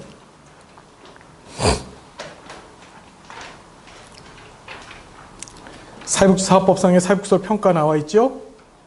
자, 사회복지사업법 43조 2 우리가 아까 본 겁니다. 보니까 누구하고 누구는? 복지부 장관하고 시도지사는 자, 시설을 정기적으로 평가하는데 몇 년마다 평가한다? 3년마다. 결과를 공표하거나 시설의 감독 지원을 반영할 수 있다? 없다? 반영할 수 있다. 그러니까 평가 점수가 안 좋으면은 지원도 안 해줄 수 있다는 거야. 평가 점수가 안 좋으면은 관리 감독도 더 강하게 할 수 있다는 얘기예요. 아시겠죠? 자, 그렇게 하고 또 다른 시설 거주자를 다른 시설로 보내는 조치까지 할 수 있어요. 전원 조치라고 하죠. 전원 조치까지 할 수 있다. 자, 보시니까 3년마다 시설에 대한 평가해야 된다. 시행규칙에 이렇게 명시가 되어져 있고 97년도에 사회복지사업법 개정됐다. 몇 년도에? 그러면서 98년도서부터 시행됐다. 그래서 이게 시험에 나왔어. 98년도서부터 2001년, 즉 3년 동안 제1기 시설평가가 되었다는 게 시험지에 나왔어요. 자, 97년도에 법 개정됐다. 시행은 몇 년도부터 됐다? 98년부터 됐다. 98년부터. 97년도에 사회복지사업법 개정을 해서 3년마다 의무적으로 사회복지설 평가를 하게 만들어 놓고 실제로 평가는 언제부터 했다? 98년도부터 했다. 시험 문제 나왔다. 반드시 기억해야 된다.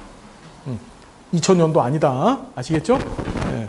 그러니까 모든 사회복지설들이 3년마다 평가를 한번 받는데 장기요양기관들은 시설평가와 그러니까 시설급여 제공기관인 요양원 공동생활가정하고 재가급여 제공기관들이 이렇게 나눠져 있죠. 급여 제공. 그래서 2년마다 이렇게 돌아가면서 평가를 받았는데 그걸 3년으로 바꿨어요. 장기요양기관들도. 왜? 사회복지 사업법하고 어긋나죠? 3년으로 바꾼 거예요. 그래서. 이해가 되시죠? 원장님. 무슨 시설, 주간보라 그러셨나요? 할만하세요?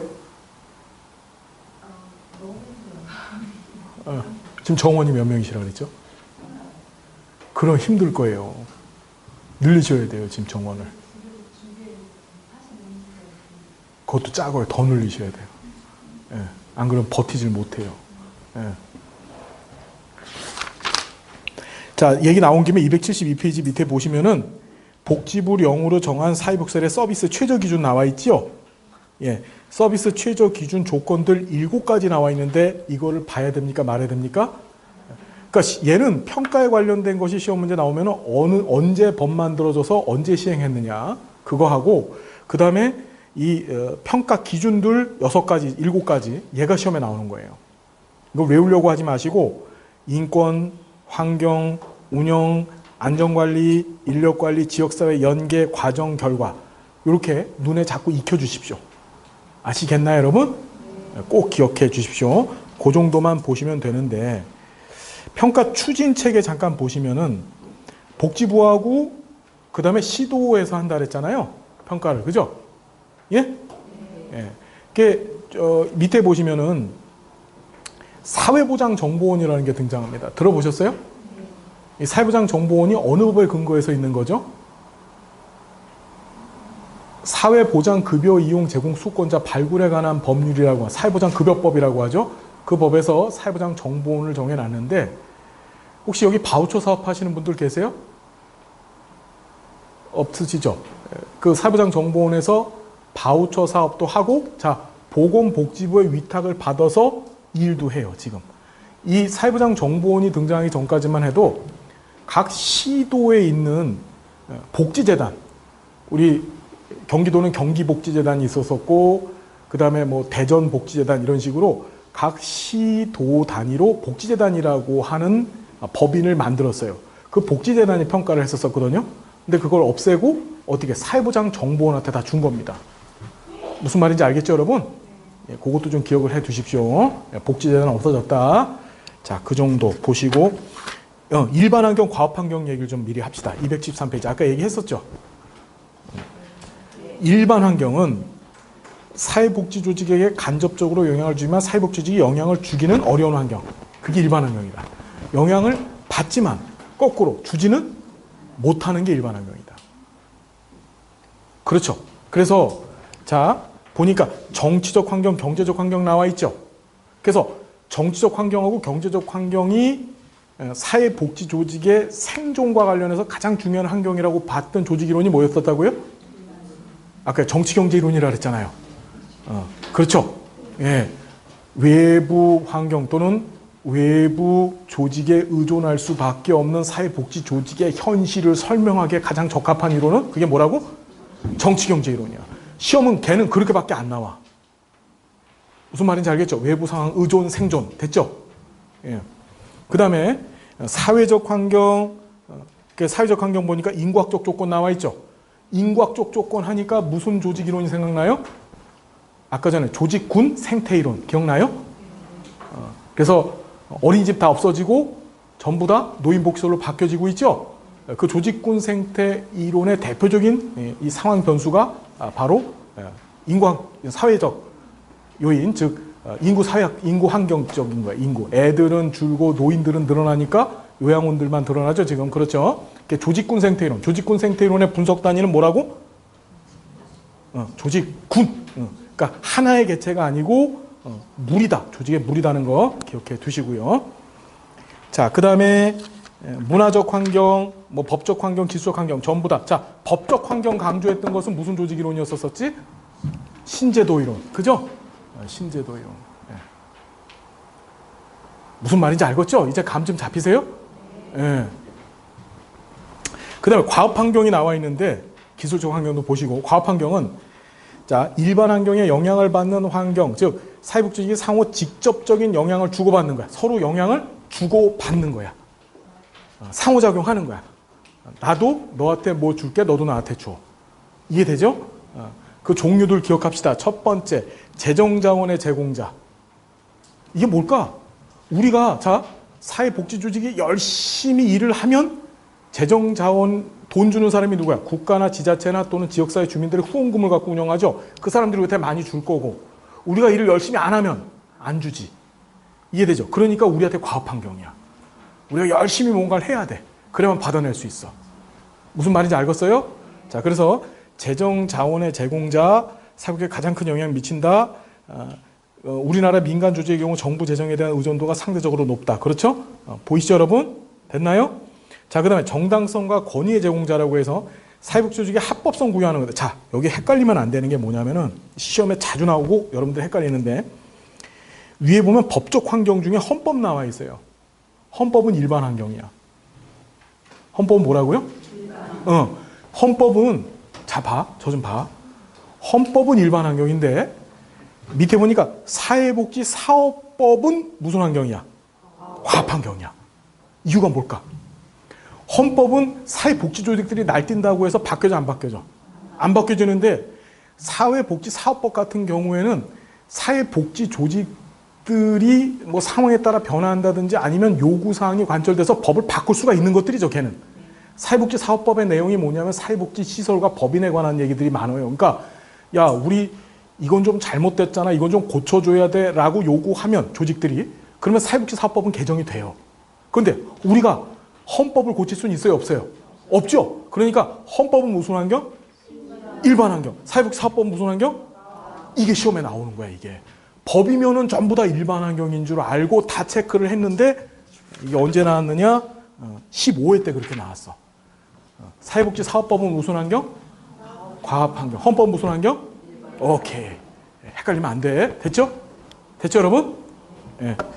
자, 그 다음에 보시고 클라이언트 제공자. 사회복 조직의 조직 행동 등 클라이언트를 제공해 주는 것. 그러니까 우리 조직이 서비스를 잘 제공하면 클라이언트 제공자들이 우리한테 클라이언트를 보내주는 거고.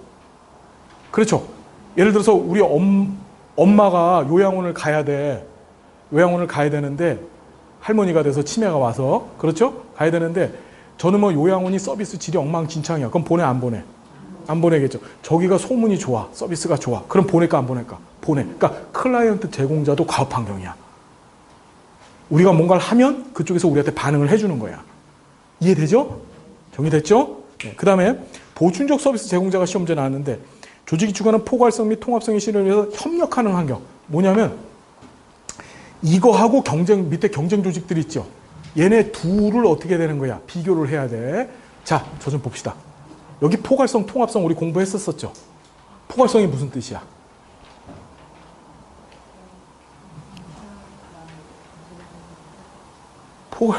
했잖아. 했잖아, 이거.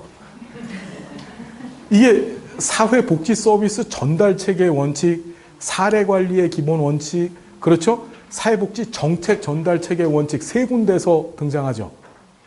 그렇죠? 예? 포괄성하고 통합성이 세 군데 다 등장합니다. 그 포괄성이 무슨 뜻이고 통합성은 무슨 뜻이었었어? 에이씨. 어? 다시 어떻게? 그렇지. 그게 무슨 성? 통합성은?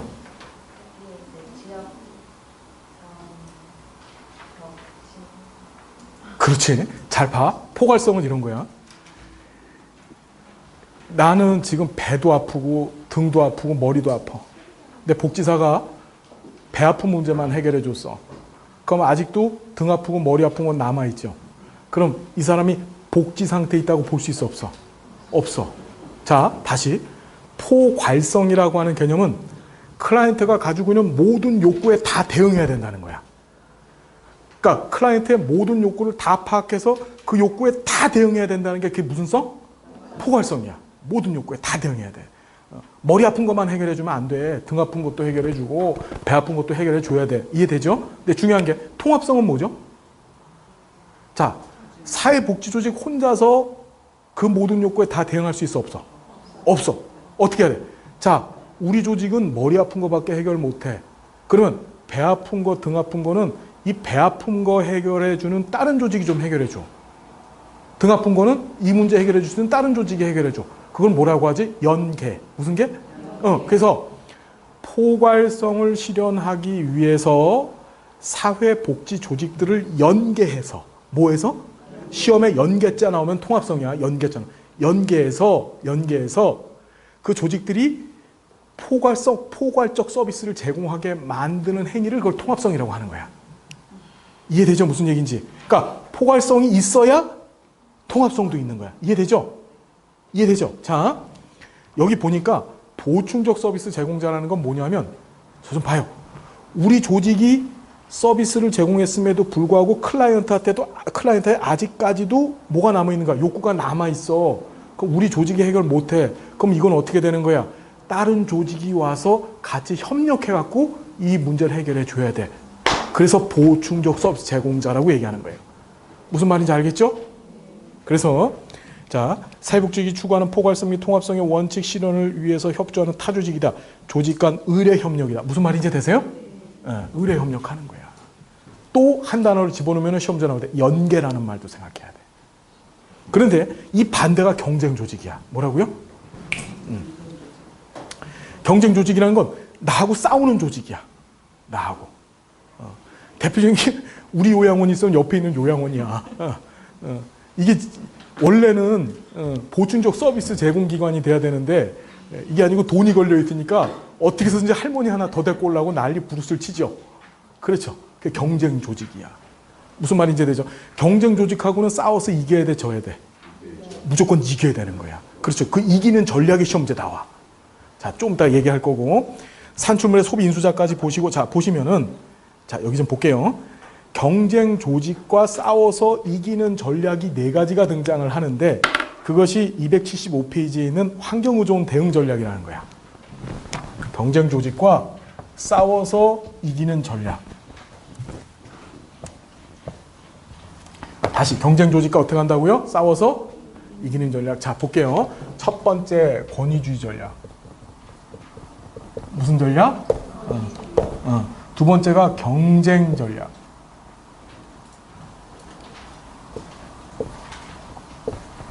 세 번째가 협동 전략. 네 번째가 방해 전략. 자, 시험 문제에 꼭 나옵니다. 경쟁 조직들과 싸워서 내가 이겨야 되는데 이기는 방법들이 등장해요. 첫 번째, 권위주의 전략이라는 것은 내가, 저 좀 볼게요. 상대방보다 월등하게 많은 강력한 뭘 갖고 있는 거야? 권위를 갖고 있어. 그걸 갖고 상대방 조직을 무력화시켜 버리는 거야. 너 이놈의 새끼 내 말대로 안 들어? 그럼 보조금 끊어버려. 이거는 아무나 할 수 있을까 없을까? 이건 정부 조직만 할 수 있어. 보건복지부가 일반 사회복지 조직들이 말을 안 들으면 어떻게 하는 거지? 보조금 안 줘. 노인학대로 다 집어넣어 버려. 무슨 말인지 되시죠? 그래서 권위주의 전략은 주로 정부와 같은 공권력을 갖고 있는 조직만이 수행할 수 있는 것이 바로 뭐라고? 권위주의 전략이야. 자, 사회복지 조직들이 제일 많이 써먹는 것이 경쟁 전략이야. 경쟁 전략. 이 경쟁 전략은 뭐냐면, 자, 저 좀 볼게요. 경쟁 전략이 수립되기 위해서는 반드시 두 가지 현상이 있어야 되는데, 첫 번째는 서비스의 이용자가 많아야 돼. 서비스를 이용하고자 하는 클라이언트 숫자가 들었다 많아야 돼. 두 번째는 우리 조직이 제공하는 서비스의 질이 월등히 높아야 돼. 다른 조직보다. 그럼 어떤 일이 벌어지겠어? 사람들이. 그렇지. 다 우리 조직으로 와서 우리 조직 서비스 받으려고 할 거야. 그러면 경쟁 조직은 고사해버리는 거야, 그냥. 이해되시죠? 그런데 이 경쟁적 전략에 치명적인 문제가 있는데 그것이 바로 크리밍 현상이야. 무슨 현상? 요새 민간 사회복지사들, 특히 장교양 기관들이 막 의리의리하게 져요. 의리의리하게. 거기 주간보호센터 잘 해놓으셨어요? 못해서. 야, 굉장히 우리 원장님 굉장히 정직하시고 아름다운 품성이세요. 보통은 여기 요양원 어떻게 잘 해놓으셨어요? 예? 예? 다 왜 이렇게 겸손해? 야, 씨. 야, 우리 그건 몰라요? 그 겸손은 패망의 앞장이요. 앞잡이요. 넘어짐에. 겸손하면 패망합니다, 여러분. 교만이 패망이에요, 교만이. 괜히 또 헷갈리지 마시고. 교만하시면 패망하는 거지. 겸손을 하셔야 돼. 다들 잘 되실 거야. 자, 보면 의리의리하게 전해요, 의리의리하게. 이유가 뭐지? 다른 요양원, 다른 주간보호보다 뭐 하겠다는 거지? 경쟁적으로 우위에 쓰겠다는 거죠? 이해되시죠? 그런데 그러다 보니까 노인들이 전부 글로만 몰려들어요. 그러면 그 기관들이 무슨 일을 벌이죠? 장교양 기관들이? 그 중에서 마음에 드는 사람은 받아들이고, 그러니까 예를 들어 장교양 기관이라고 하면 치매 중증 있잖아. 막 벽에 똥 바르는 분들, 그 다음에 할아버지들 중에서 나 꼭 담배 피워야 되겠다는 분들 있잖아. 그런 분들은 어떻게 안 안 받아버리는 거야. 그런 현상은 무슨 현상? 크리밍이라는 거야. 크리밍이라는 게 크림이야, 크림. 그렇죠. 케이크 이렇게 있으면 이걸 이제 케이크로도 얘기를 하는 사람들도 있고 저 맥주잔으로도 얘기를 하는데 케이크에 크림이 이렇게 붙어 있잖아. 빵은 맛이 없고 크림은 맛있잖아. 그러니까 크림만 이렇게 핥아 먹는 거야, 이렇게. 빵은 버리고. 그래서 쉽게 얘기하면은 수요자, 클라이언트를 조직이 선별하는 현상. 그것을 무슨 현상, 뭐라고요? 크림 현상이라고 해요. 이 크림 현상이 시험 문제 딱 두 군데 나와요. 뭐냐면 경쟁적 조직의 부작용으로서 크림 현상이 나오고, 그 다음에 관료제, 우리 배웠죠? 앞에서 관료제도 크림 현상을 일으켜요. 관료제가 왜 크림 현상을 일으킬까요? 관료제에 있어서의 의사결정권은 누구한테만 있어? 맨 윗대가리가 있죠? 윗대가리가 보기에 저거 아니다. 그러면 아닌 게 되는 거야. 전체 구성원들의 의사의 합의로 의사결정을 하는 게 아니고 혼자서 의사결정을 하다 보니까 더군다나 이익의 목표를 두고 있죠? 수익, 효율성의 목표를 두고 있기 때문에 아니다면 아닌 거야. 무슨 말인지 알겠습니까? 그래서 크리밍 현상 하면은 시험 문제 나올 때 뭐하고 뭐? 관료제하고 어디? 조직 환경 전략에 있어서 경쟁적 전략의 부작용이다. 기억해야 돼 말아야 돼요. 이렇게 키워드를 중심으로 해서 엮어서 기억을 좀 해 두십시오. 아시겠죠? 그래서 경쟁적 전략 크리밍 현상 나와 있죠? 보이세요? 우리 하나만 더 보면은 이것도 시험에 나왔던 건데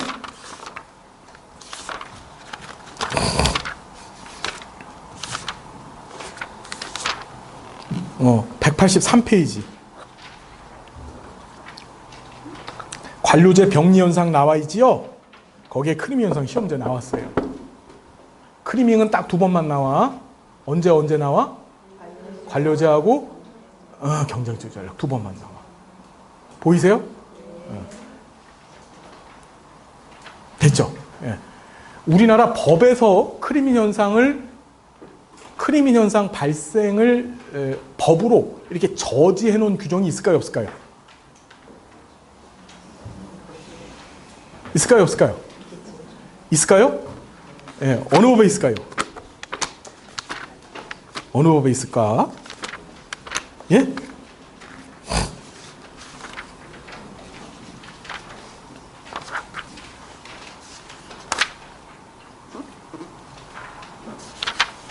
자, 439페이지 펴봅니다.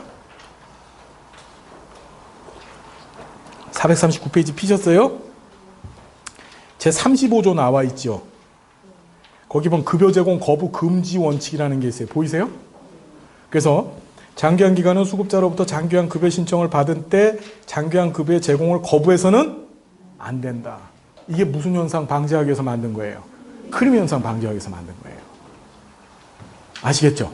예. 그러니까 치매 할머니가 와갖고서 나 벽에다 똥을 바를게 지금부터 이래도 받아야 돼, 안 받아야 돼?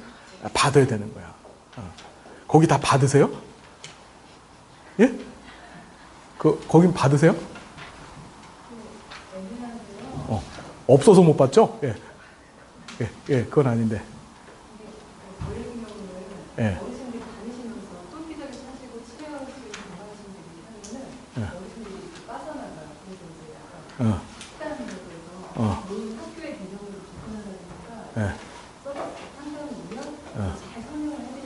그렇죠. 그렇죠. 근데 이제 내가 그럼에도 불구하고 나 들어가겠다. 그건 받아야 돼요. 이게 지금 법에도 입소 정원의 여유가 없는 등 정당한 사유라고 했는데 이 정당한 사유라는 게 무서운 게 문제가 생기면 재판을 해야 된다는 얘기예요. 이거는. 예. 복지부가 유권 해석을 해줄 수도 있지만 유권 해석 조항이 현재 없어요. 그러니까 재판해야 돼요. 그러니까 굉장히 어렵죠. 예. 장기한 기관들이 어려워요. 예. 자, 정리됐습니까, 여러분? 자, 요 세 군데 크리밍 현상까지 보시고 다시 앞으로 와서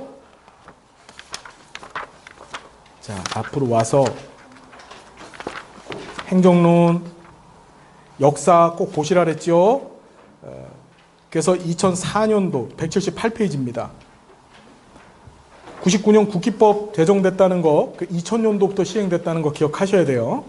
그리고 2004년도에 국고보조 사업을 지방으로 이양하는 국고보조금 정비 방안이 확정됐다는데 읽어보시고요. 이건 더는 시험에 안 나올 것 같아요. 이게 한참 이슈가 됐던 얘기인데 왜냐하면은 저 좀 볼게요. 중앙정부가 지방정부에 주는 보조금의 형태가 뭐가 있죠?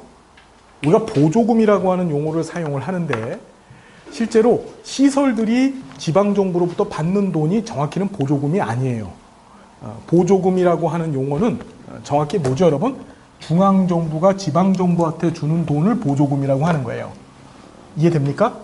보조금의 종류는 첫 번째 항목별 보조금. 뭐예요, 여러분? 두 번째 기능별 보조금이 있어요. 세 번째가 교부금이라는 게 있어요. 자, 보조금의 종류 몇 개? 3개. 카테고리컬 그란트, 항목별 보조금. 그 다음에 기능별 보조금, 교부금이 있어요. 항목별 보조금이라는 것은 자, 중앙정부가 지방정부한테 보조금을 줄 때 용처를 정확히 정해주고 주는 거야. 너는 요 용도로만 써라. 딴 데다 쓰면 절대 안 돼. 이게 뭐라고요?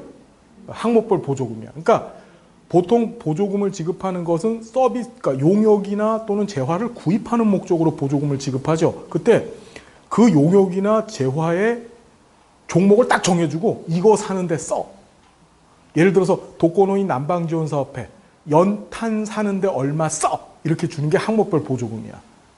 이해되죠?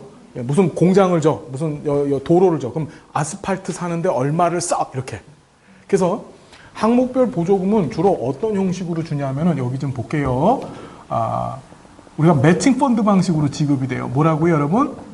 매칭 펀드. 다시 무슨 펀드? 매칭 펀드 방식. 매칭 펀드가 뭐죠? 매칭 펀드가 뭐예요? 매칭이라는 것은 서로 접붙인다는 뜻이고, 펀드라는 것은 자금, 뭐 원천을 펀드라고 하는 거예요. 뭐냐면은 이런 거야. 자, 지방정부 네가 일단 얼마 내. 그러면 중앙정부 내가 나머지 거 내줄게. 이런 거야. 이해되죠?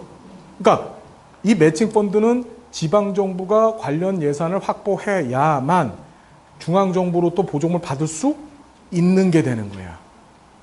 자, 시험에 어떻게 나왔냐면은 항목별 보조금 내 매칭 펀드 방식은 지방 정부의 재정 운영의 탄력성을 저하시킬 수 있다 없다? 저하시킬까 안 시킬까?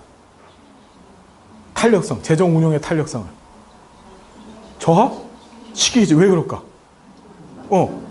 일단은 중앙정부에서 돈 받아내려면 다른 데다가 돈 쓰면 안 되고 무조건 그 자기한테 매칭 펀드 된 비율만큼을 끄집어내갖고 확보를 해야만 중앙정부 돈을 끌어다 쓸 수 있는 거야. 그러니까 탄력적으로 사용을 못하는 거죠. 자기가 갖고 있는 돈을. 이해되죠? 우리나라 국민기초생활보장제도 운영에 있어서, 그렇죠. 국민기초생활보장제도 운영에 있어서 사용되는 돈들이 전부 매칭펀드 방식이에요. 지자체가 비율하는 지자체의 재정 여건에 따라서 최소 10%, 지방정부가. 이해되죠? 지방정부가 10%, 최대 중앙정부가 90%까지 부담하게 돼 있어요.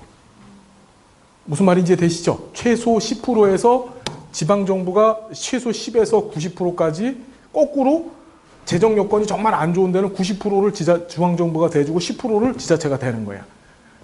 국민기초생활보장법상의 이 급여 운용에 관한 비용은 매칭펀드 방식으로 운영합니다. 이해되죠? 그러니까 각 지자체들이 어떻게 운영을 하냐면은 그 돈부터 예산을 짤 때 그 돈부터 일단 빼놓고 예산 짜는 거예요. 안 그러면은 수급자들 굶어 죽잖아요. 그죠? 이해되시죠? 예. 그래서 재정 운영의 탄력성을 떨어뜨려 올려. 매칭펀드 방식은. 떨어뜨리는 거. 그렇게 시험에 나왔어요. 자, 그리고 기능별 보조금이라는 건 사업별 보조금이라고 해서 풀어주는 거야. 이걸 포괄적 보조금이라고도 하는데, 자, 너 이 사업해. 이 사업 수행만 한다면 돈 자유롭게 써.